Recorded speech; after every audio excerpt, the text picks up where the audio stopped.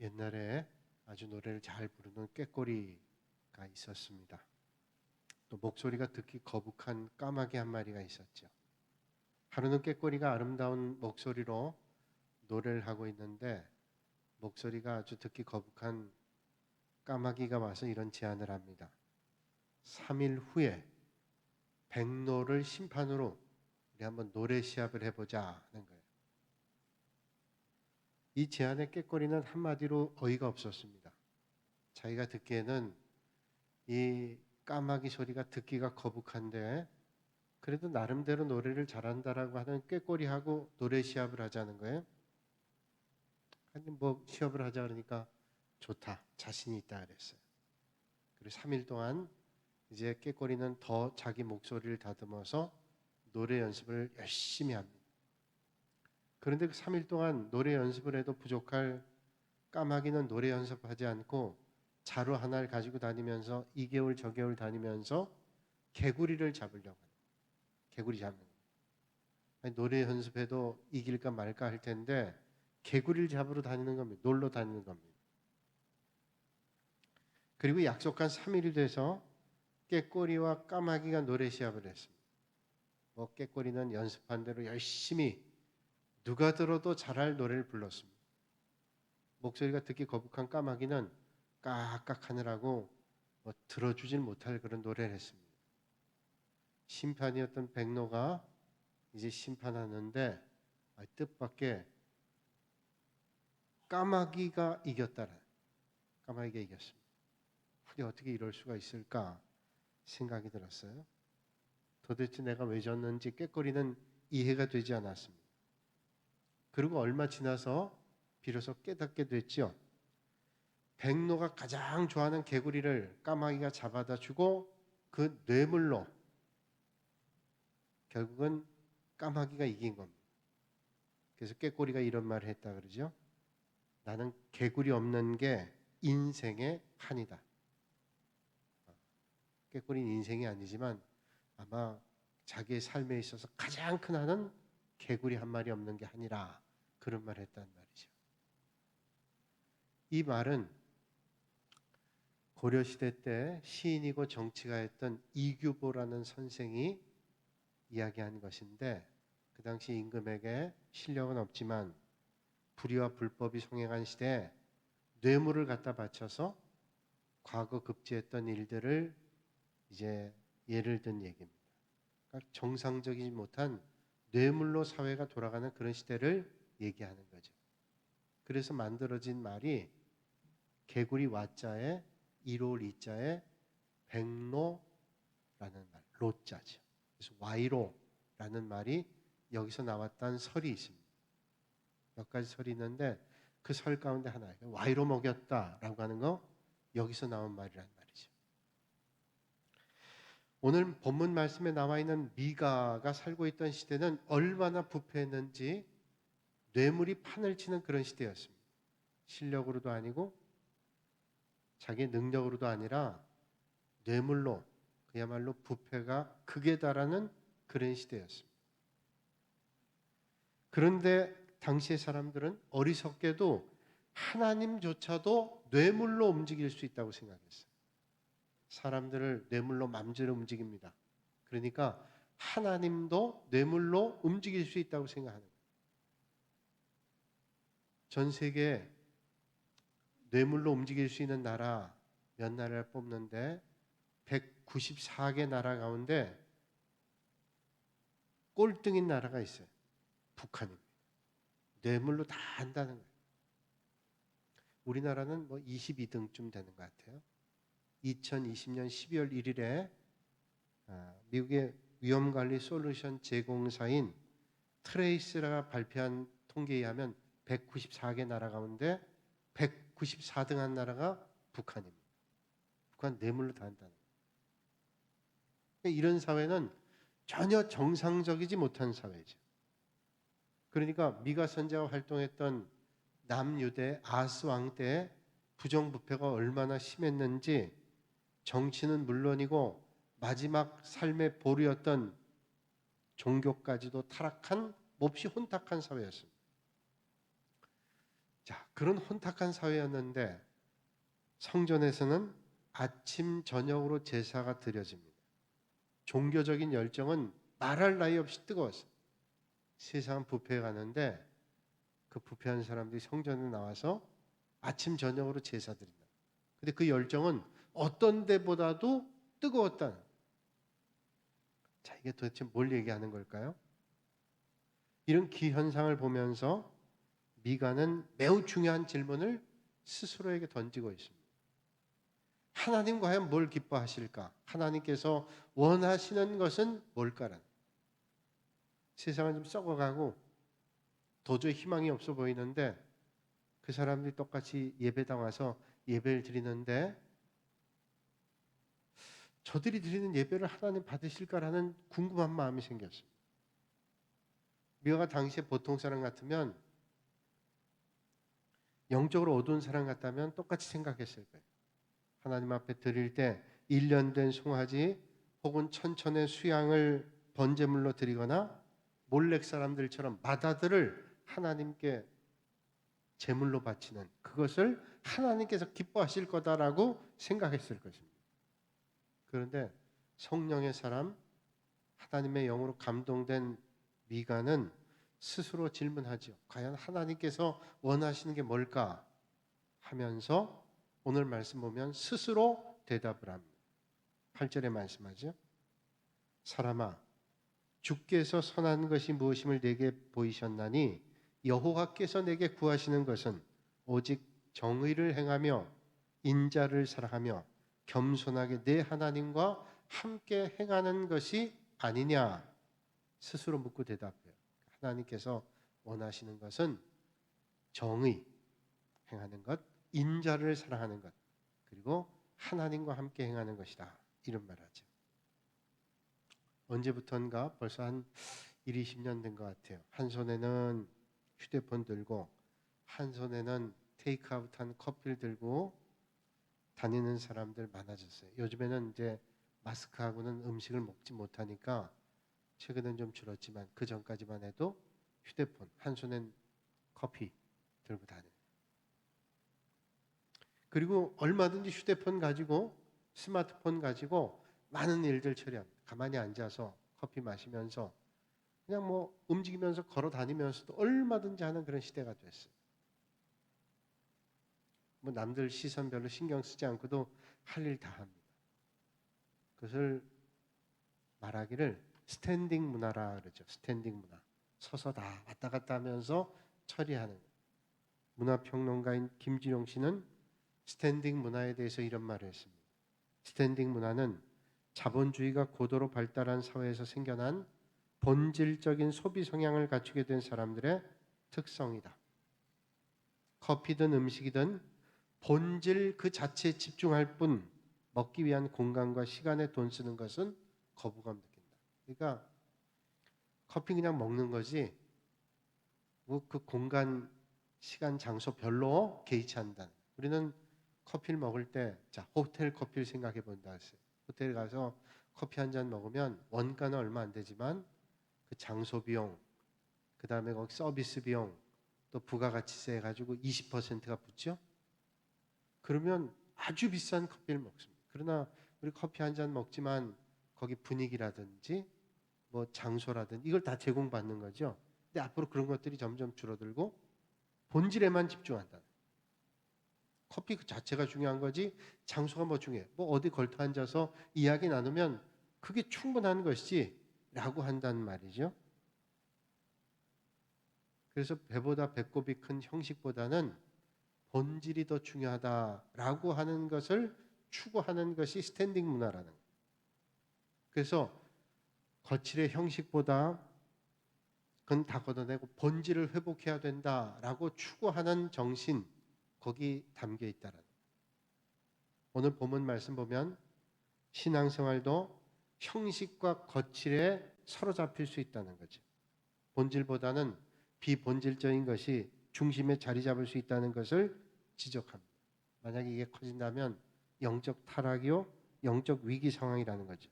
그래서 오늘 말씀을 우리가 한마디로 초점을 가지고 생각해 본다면 신앙생활의 본질을 찾아야 된다.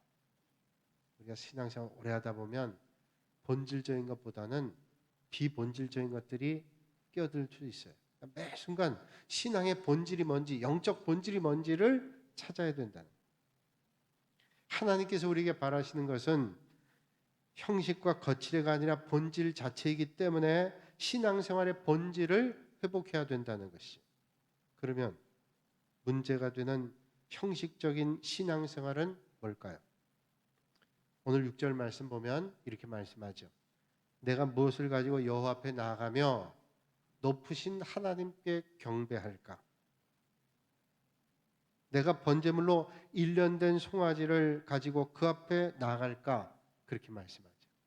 자, 내가 하나님 앞에 어떻게 제사를 나갈까? 1년 된 송아지를 가지고 나갈까? 이렇게 말씀해요.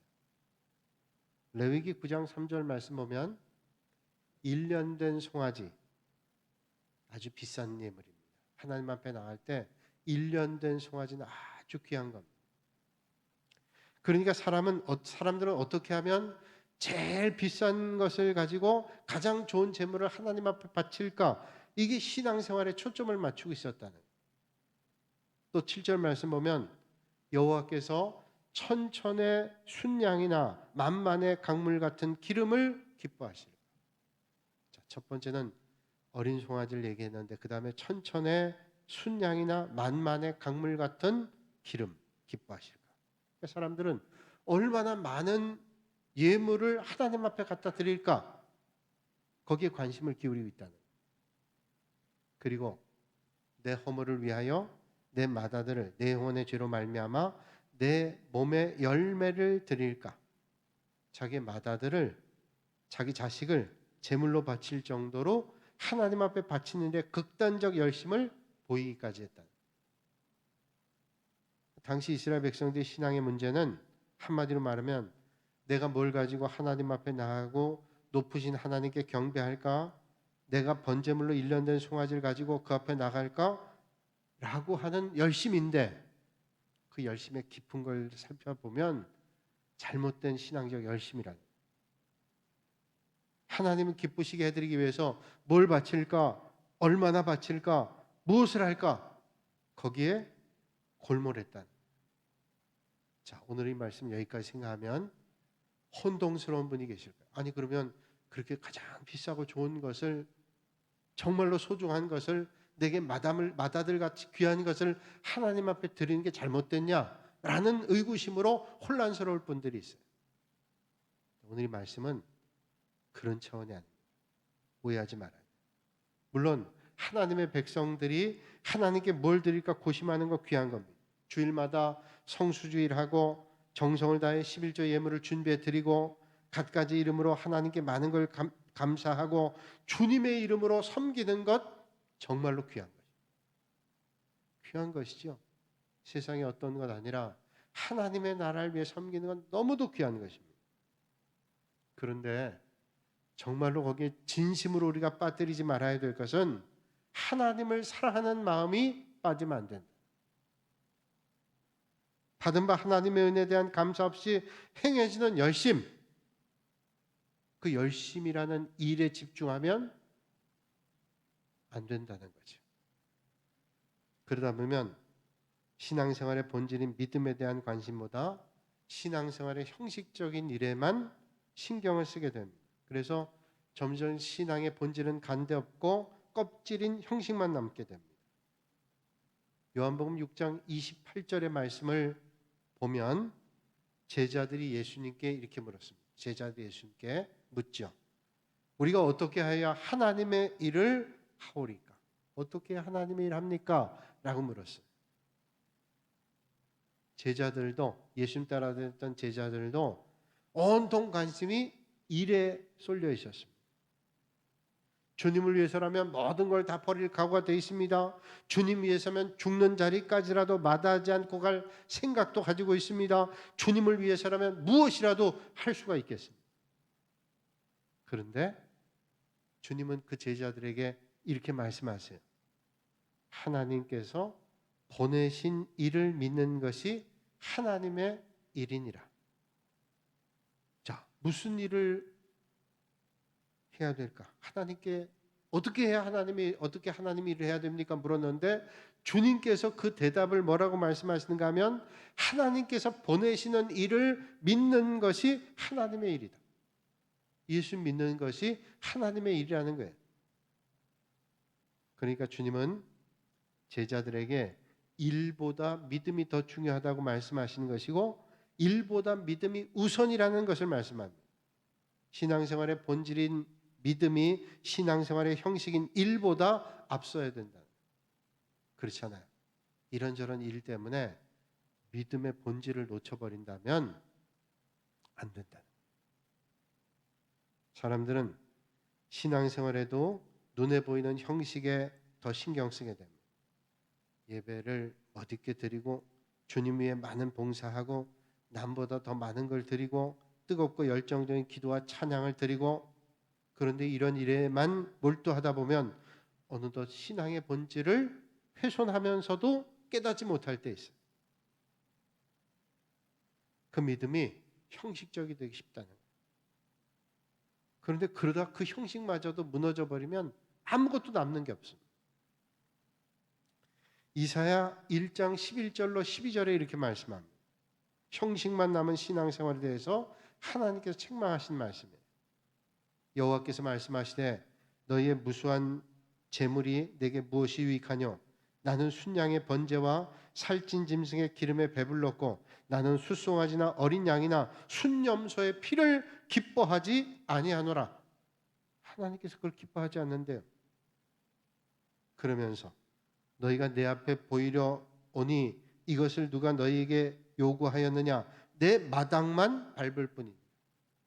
본질 없이 일에 치우쳐서 교회 예배당 문 바닥만 밟고 왔다 갔다 하는 그거 하나님 기뻐하시지 않는다. 믿음이 없이 드리는 예배, 믿음이 없이 하는 섬김, 믿음 없이 드리는 헌금, 그 모든 것을 하나님께서 기뻐하시지 않는다는. 그러면 하나님께서 우리에게 바라시는 게 과연 뭘까요? 아니 우리가 믿음 생활하면서 하나님 기뻐하시는 것을 행하지 않고 믿음 생활한다면 헛거 아니에요. 다시 말하면 하나님께서 주목하시는 신앙의 본질은 뭘까요? 오늘 본문 말씀에 미가 선지자는 하나님께서 우리에게 바라시는 게 뭔가를 말씀해 주고 있습니다. 8절에 말씀하죠. 하나님께서 내게 구하시는 것은 오직 정의를 행하며 인자를 사랑하며 겸손하게 내 하나님과 함께 행하는 것이 아니냐 말씀합니다. 바울은 로마서 12장 1절에 이렇게 말씀하죠. 너희 몸을 하나님 기뻐하시는 거룩한 산 제사로 드리라. 우리는 내가 가진 그 어떤 것을 드리려고 합니다. 근데 하나님께서는 내가 가진 어떤 것을 드리기를 원하시는 게 아니라 나 자신을 드리기를 바라고 계십니다. 내가 주님께 드려지는 산 제물이 되기를 바라고 계신다는 거예요. 다시 말하면 내가 믿음의 삶을 사는 것을 보고 싶어 하신다는 말입니다. 그런데 오늘 많은 사람들이 믿음의 살지를 못하는 것을 믿음의 삶을 살지를 못하면서 가진 걸 들여서 그걸 상쇄하려고 그래요. 믿음의 삶은 없고 그저 그런 일들, 그런 것들을 통해서 상쇄하려고 합니다. 믿음의 삶 대신에 자기가 가진 걸 들여서 그것으로 위안을 삼고자 합니다. 그러나 하나님은 우리에게 말씀합니다. 너 자신을 받기를 원한다. 나 자신을 받기 원한다. 그러면 하나님 받으시는 원하시는 믿음의 삶이란 구체적으로 뭐라고 말씀하세요? 오늘 8절에 말씀하죠. 여호와께서 내게 구하시는 것은 오직 정의를 행하며 말씀합니다. 이 정의라는 말은 구약이 쓰여진 히브리어로 미시파트란 말입니다. 미시파트란 말은 재판할 때 판결하는 걸 의미합니다. 그러니까 재판관이 판결할 때 정의롭게 판결해야 돼요. 뇌물 받아먹고 올바르지 않게 판결하면서 그걸 올바른 판결이라고 말할 수 없습니다. 공정하고 정의로운 판단, 미시파트. 미가 선지자가 활동했던 아하스 왕 때 상황은 그렇지 못했어요. 뇌물이 판을 치고 올바르지 않은 판결이 이루어지고 그러니까 이런 시대에 올바로 살아가는 것은 정의를 행하는 것이다. 미시파트다. 이렇게 말씀합니다. 또 하나의 의미는 마음이나 말로나 행동으로 정직하고 정의로운 걸 말해요. 정직을 얘기합니다. 하나님께서 우리가 원하시는 것 첫 번째, 올바른 판단하는 거예요. 그리고 정직하게 사는 것. 정의를 주님께서 원하신다. 옳고 바르게 살기를 주님께서 원하고 계시는 거지. 어느 독실한 크리스찬이 설렁탕집을 인수했다. 이분은 설렁탕집을 열면서 하나님 앞에 이렇게 기도했습니다. 하나님, 이 집을 찾아오는 손님들이 다 주님 만날 수 있기를 바랍니다. 저는 우리 집에 들어오는 사람들에게 예수님 대접하는 마음으로 대접하겠습니다. 예수님처럼 대하겠습니다. 그리고 가게 시작했는데 설렁탕집을 인수했지만 그 주방장은 먼저 일하던 사람 그대로였어요. 주방장은 늘 하던 대로 그날 팔을 만한 설렁탕 국물을 만드는데 설렁탕 국물 뭐예요? 뼈를 우려내가지고 그걸 만들어야 되죠. 근데 뼈를 살짝 우려낸 물은 적고 거기다 주로 뭘 타냐면 커피 프림을 타요. 뽀얘지잖아요. 고소하기도 하고 그날 팔 설렁탕 국물 그렇게 만든 겁니다. 섞어가지고. 주인이 보고 깜짝 놀랐어요. 아니 내가 예수님 대접하는 마음으로 예수님처럼 손님을 대접하겠다 그랬는데 커피 프림 탄 설렁탕 국물 가지고 사람들을 대접하면 예수님 대접하는 거 엉터리 대접한. 이분이 그날 문을 닫았습니다. 음식점은 열지 얼마 안 됐는데 그날 문 닫았어요. 그리고 입구에 이렇게 썼습니다. 오늘 재료가 좋지 않아서 오늘 하루 쉽니다. 저는 절대로 좋은 재료 아니면 여러분 대접하지 않겠습니다. 판매하지 않겠습니다. 그리고 하나님 앞에 기도했다 그러죠. 하나님, 우리 집에 오시는 손님을 예수님처럼 모시기로 했습니다. 그런데 어떻게 예수님을 크림 국물, 설렁탕 국물로 속여서 대접하겠습니다. 도저히 그럴 수 없습니다. 정직하게 장사할 수 있게 해주세요. 그러면 망했을까요? 이게 소문났어요. 그 집은 커피 프림 그날 준비한 거 다 버리고 정직하게 국물을 우려내서 그렇게 판다는 게 소문났어요. 사람이 입소문이 금방이죠. 훨씬 잘 되기 시작했어요. 지금도 서울에서 하고 있습니다. 어디 가면 아마 여러분 아실 거예요. 오늘 우리가 하나님 앞에 예배 드리기 위해서 주님 앞에 나왔습니다. 잘 차려입고 정성을 다해 예물도 준비하고 교회에서 이런저런 섬김으로 눈코 뜰 새 없이 분주합니다. 그러나 우리가 하나님 앞에 정직하지 못하다면, 깨끗하지 못하다면, 숨겨진 허물이 너무도 많다면 하나님께서 우리가 올려드린 예배를 기쁨으로 받으시겠는가 하는 생각을 해봐야 된다. 우리가 이 세상에서 하나님의 말씀대로 사는 고민을 하면서 살아요. 그러면서 참회하는 마음으로 주님 앞에 나와 예배드리는 그 심정, 하나님께서 어떤 걸 받으시겠어요? 사랑하는 여러분, 하나님은 오늘 우리 자신을 받으세요. 우리 예배를 받으시기보다는 우리 예배를 통해서 우리 자신을 받으신다는 사실입니다. 그래서 우리가 하나님께서 기뻐 받으실 만한 예물이 되어야 됩니다. 그런 깨끗하고 거룩한 예물이 되실 수 있길 바랍니다. 힘든 일이죠. 내 자신이 하나님 앞에 드린 예물입니다. 또 오늘 8절에 보니까 오직 정의를 행할 뿐 아니라 뭐예요? 인자를 사랑한다. 여기 인자는 하나님의 아들이라는 게 아니에요. 인자는 히브리 말로 헤세드 말입니다. 헤세드. 헤세드란 말은 여러 가지 뜻을 가지고 있는데 은혜라는 말, 사랑이라는 말, 자비라는 말, 궁휼이라는 말, 인자라는 말이에요. 은혜, 자비, 사랑, 궁휼 그런 뜻을 가지고 있어요. 그러니까 인자를 사랑한다는 말은 이웃을 사랑하는, 이웃의 어려움을 돌아볼 줄 아는 것입니다. 아파하는 사람들 함께 아파할 줄 아는 것입니다. 특별히 우리 하나님의 백성들은 하나님의 헤세드를 오늘도 받고 살잖아요. 하나님의 은혜 받고 오늘도 이 자리에 나왔어요. 하나님의 은혜 없이는 어떻게 우리가 살아갑니까? 유명한 성자인 성 프란체스코가 제자들로부터 이런 질문 받았습니다. 선생님은 자신을 이 세상에서 가장 위대한 성자라고 생각하지 않으십니까? 정말로 존경해서 하는 말이에요. 선생님 참 거룩하신 분인데 선생님 스스로는 어떻게 생각하세요? 성 프란체스코가 그 말을 듣고 전혀 거리낌 없이 이런 얘기를 해요. 내가 무슨 성자냐? 내가 무슨 성자냐? 나야말로 이 세상에서 가장 악한 사람이지. 그러면서 말합니다. 생각해봐라. 하나님께서 내게 주신 이런 큰 은혜를 이 세상에 저 도둑이나 강도나 살인 강도에게 주었다면 아마 나보다 더 훌륭한 성자가 저들이 됐을 거예요. 내가 오늘 이만큼 사는 것은 생각해보니 하나님의 은혜 했어야 돼. 만약에 누군가에게 이런 은혜가 임했다면 그 사람들은 더 훌륭한 성자가 됐을 거예요. 그렇죠.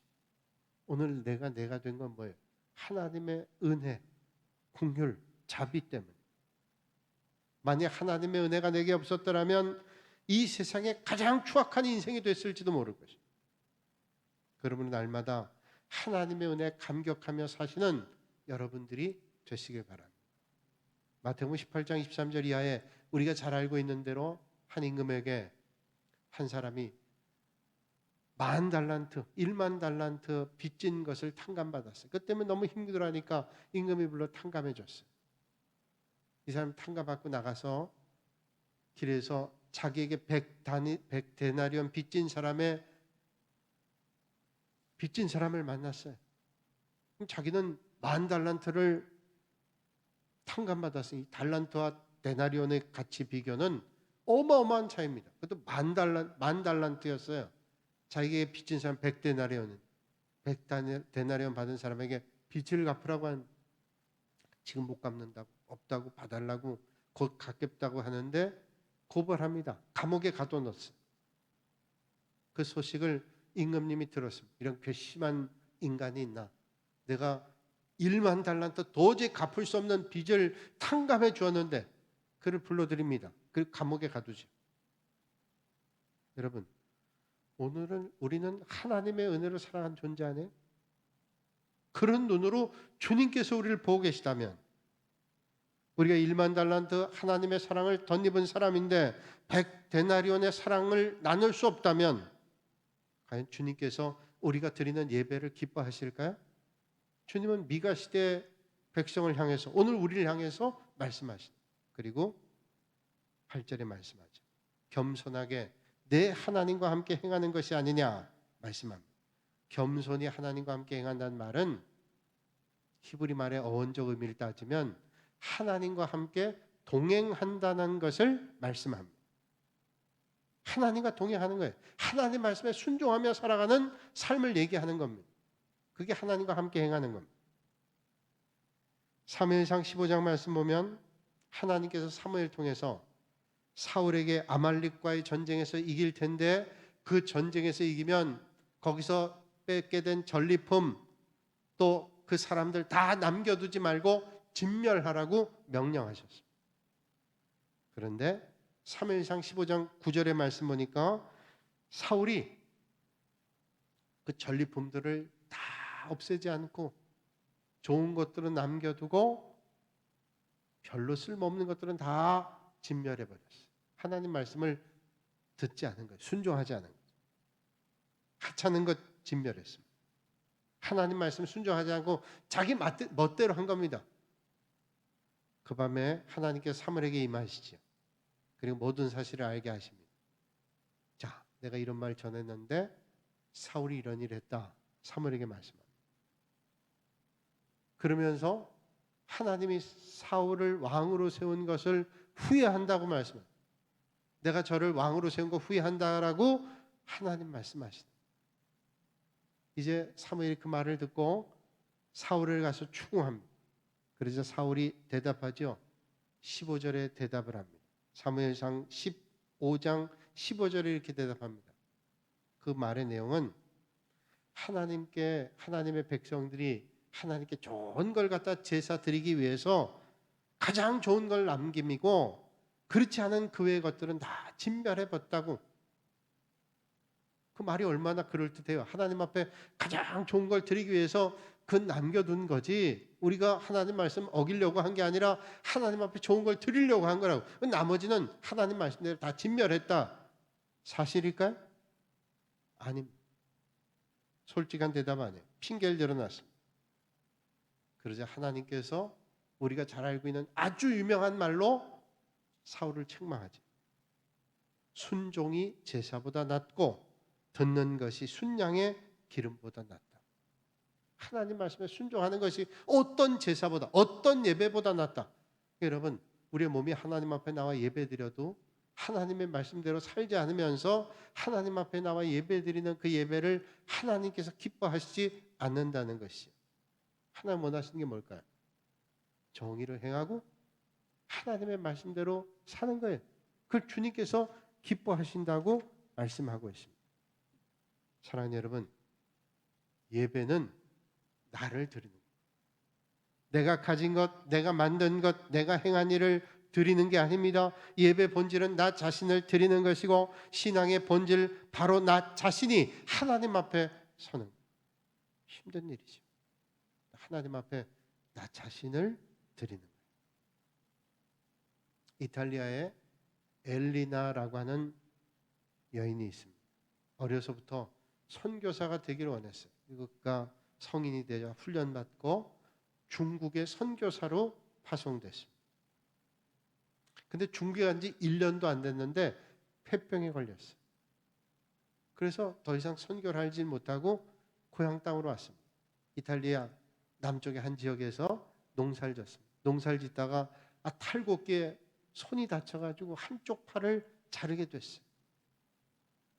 자, 중국 선교도 못하고 고향에 와서 농사를 졌어요. 농사 지면서 그가 한 선교는 간접 선교인데 농사를 지은 수익금의 일부를 중국 선교에 보냈어요. 근데 그러다가 탈곡기에 오른손을 또 자르게 됐습니다. 엘리나는 그럼에도 절망하지 않고 농장을 개조해서 양로원으로 만들었습니다. 의지할 수 없는 사람들이 거기 와서 함께 살기 시작했습니다. 정성껏 섬겼습니다. 팔이 하나밖에 없지만 잘 섬겼어요. 그러자 그를 돕는 사람들이 늘어났습니다. 어느새 많은 노인분들이 와서 거기 함께 살았습니다. 사람들은 이 엘리나를 말하기를 노인들의 어머니라는 별명을 붙였습니다. 그리고 세계 많은 사람에게 알려져서 1990년에는 노벨 평화상 후보까지도 올랐습니다.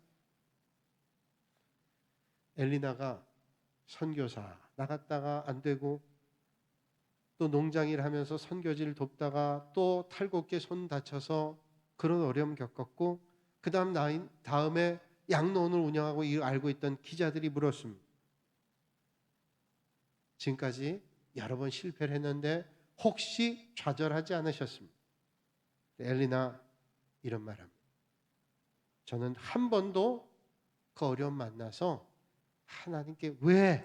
라고 묻지 않아요. 왜 나에게 이런 어려움 줍니까? 묻지 않았습니다. 다만 저는 하나님께 주님, 지금 제게 뭘 원하십니까? 라고 물었다. 왜? 라고 묻지 않고 하나님, 제가 팔이 없지만 이 어려움밖에 없지만 제가 뭘 하기를 주님 원하십니까? 라고 물었다는. 사랑하는 여러분, 지금 주님께서 우리에게 원하시는 게 뭔지를 물으며 살아가실 수 있기를 바랍니다. 아무리 많은 봉사, 아무리 많은 예배, 아무리 많은 예물을 드린다 할지라도 하나님께 먼저 드리는 나를 주님은 보십니다. 정의를 행하며 인자를 사랑하고 겸손하게 순종하는 삶을 살 때 하나님께서 나를 기뻐하십니다.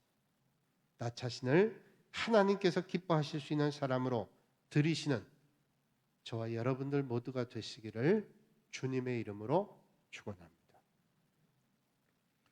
거룩하신 아버지 하나님, 오늘도 주님 앞에 나와 하나님께 예배드릴 수 있도록 은혜 주신 아버지 하나님, 우리가 온 마음을 다하여 하나님을 사랑하며 하나님께 내 자신을 드리는 믿음의 결단이 있는 이 아침이 되게 하여 주시옵소서. 예수님의 이름으로 기도하옵나이다. 아멘.